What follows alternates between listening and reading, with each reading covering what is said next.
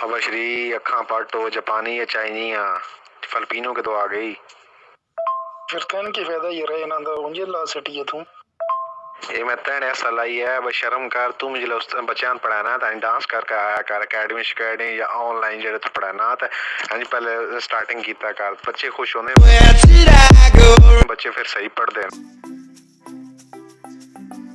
ये तैने ऐसा लाई है मैं तुम जी ऑनलाइन क्लासा कराना तो जी वीडियो चढ़े ना तो पहले इंज खुल के को डांस शांस किया कर भंगड़ा डालिया कर उस तो बाद फिर आखा कर मजी मेरे अजीज तलबा आए हाय हाय हाय आए हाय हाय हाय मैं ना कमाल कर सटी बड़ा मुफीद आइडिया देती है को एनजीओ सी चले भंगड़ा डाला तो पचसा आता सुनवा के वो सीढ़ियां मरे सुनो ठीक है थोड़ा जा माहौल वाद वेंदा सही है ना नंदू ना कर सीढ़ियां मारी कर उन पिछो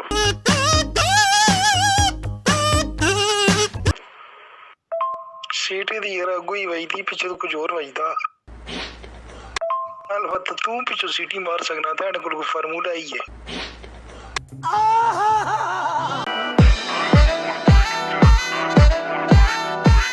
खुल के को डांस शांस किया कर भंगड़ा डालिया कर उस तो बाद फिर आखा कर मजी मेरे अजीज तलबा हुण आराम है ठीक हो